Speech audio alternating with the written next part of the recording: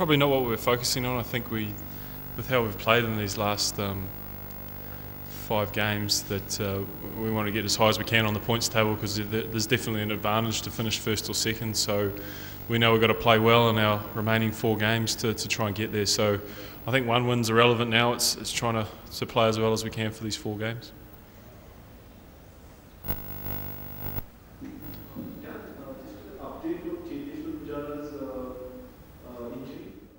Who's? We're not too sure. He could have batted tonight, but he couldn't run. So I think medical team will assess it overnight and tomorrow, and we leave tomorrow morning to go to Jaipur. So we've got to make a decision pretty quickly.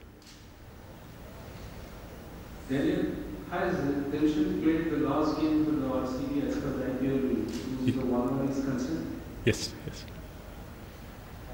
There on the field, we noticed you selling the water guys back. Because we're down on overs. Yeah, but because you can make time up if you're ready quicker at the timeout. So it costs you a lot of money if you're down on your overs, so it's not worth it. Dan, Dilshan may not be available for the next 2 months, 2 years, but this game, Dilshan has done a wonderful combination at the top. Now you have to find a different opening combination. So how tough is to change the combination? Yeah, I mean, it's difficult. I think the partnership they've put together has certainly enabled us to win the majority of these last 5 games. So we're going to have to either look at one of the international players and Luke Pomerspatch or Riley Rousseau, or look at a guy like Tawari to come up the order. He hasn't had much batting, so it might be a good opportunity for him before the end of the season to get some balls under his belt, which hopefully could be beneficial to us. So we've got a couple of options, but we've got to make a decision pretty quickly. Absolutely nothing. It's all him. What would you say of his assault today? I mean, you were seeing that.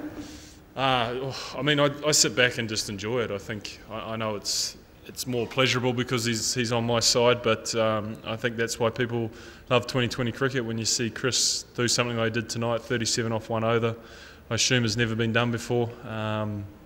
It's pretty amazing. So I think it doesn't matter who you support as a neutral, it's impressive and great for the game.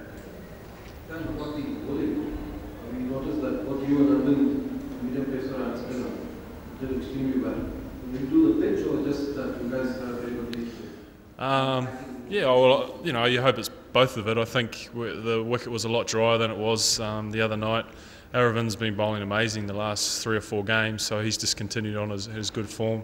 But the wicket certainly helped us. But we were able to control those conditions, and we took wickets. So I think taking wickets in this form of the game has such a bearing on run rates, obviously, and the way you can dictate it. So between the 2 of us and the rest of the bowlers, I thought Zahir and Mithun at times were very good, and Chris did his job as always. So pretty pleased to dismiss a good team for 120. Could you talk a little about your mini back with your Kiwi teammate Makal, the way you got? I didn't even know that happened.